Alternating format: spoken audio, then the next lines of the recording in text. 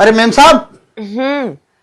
Ma'am साहब आपको कितनी बार कहा है मैंने कि आपकी टंकी है उसे ठीक करा लो। अरे पूरी लीकेज है वो, उसमें से है ना सारा का सारा पानी बह के वो शर्मा जी है ना नीचे वाले, उनके ऊपर सीमेंट के कट्टे रखे थे, सारा पत्थर हो गया और वो मुझ पर चिल्ला रहे, मुझे डांट रहे हैं। अच्छा, इधर आओ, तुम्हें भी पत्थर का बनाती हूँ।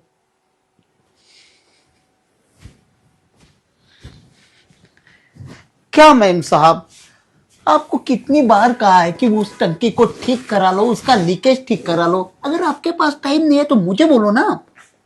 अरे तो तुम ही कर देते, कष्ट उठा के यहाँ तक आ गए।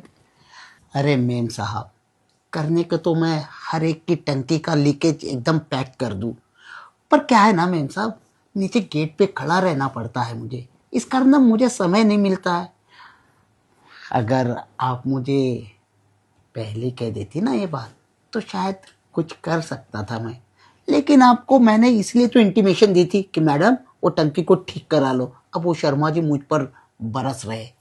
देखो ऐसा है ना, मेरा पति तो वैसे भी बाहर रहता है और ऊपर से इस पूरे घर में ना मैं अकेले अकेले पकड़ के बोर हो रही हूँ और मेरा पूरा बदन टूट रहा था, तभी मैं लेटी हुई थी। और तुम ऊपर से टंकी में लीकेज हो गया, यहाँ लीकेज हो गया। अरे मैं भी तो लीकेज हो रही हूँ, मेरी तो किसी को चिंता ही नहीं है।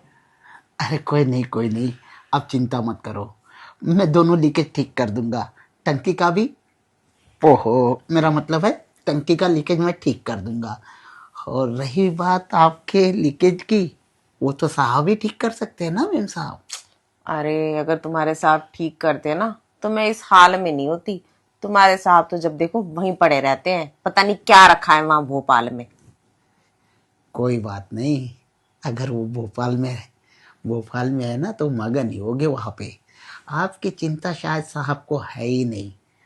खैर, आप हम्म। अपने आप को है ना बेसहारा मत समझिएगा।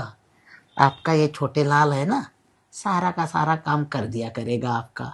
अच्छा, हाँ। वैसे ऐसा क्या कर दोगे? अरे मतलब जो भी लीकेज विकेज, जब टंकी पानी की टंकी का जो लीकेज है समझ लो, वो तो अभी थोड़ी देर में कर दूंगा मैं। ओके। हम्म। और बाकी जो आपका अकेलापन होता है ना, मेरा मतलब जैसे अभी कह रही थी ना, हम्म। तो वो भी दूर करने की कोशिश तो कर ही सकता हूँ मैं।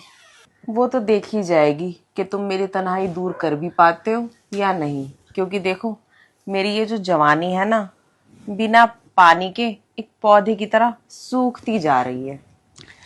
चिंता मत करो मेम साहब, आपकी सुखावट को मैं हरा भरा कर दूंगा अपने टैंक में से स्पेशल पानी डालकर। क्योंकि मेरी एरिगेशन के टैंक में ना पानी ही पानी है।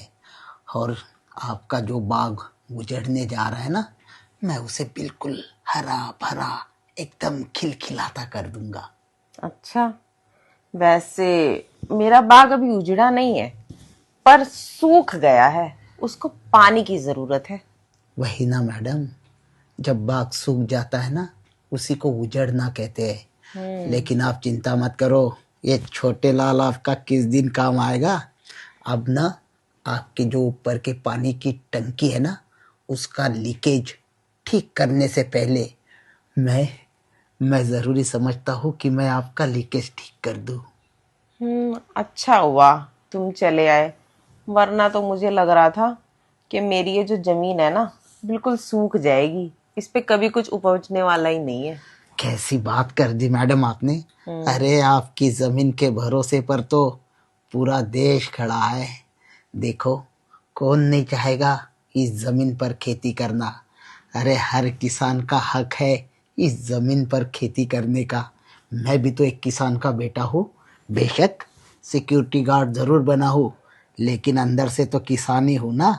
ज़मीन को जोतना बहुत अच्छी तरीके से आता है मेम साहब मुझे। अच्छा, मुझे तो लगता है इस सोसाइटी की बहुत सारी जमीनें जोत दी तुमने।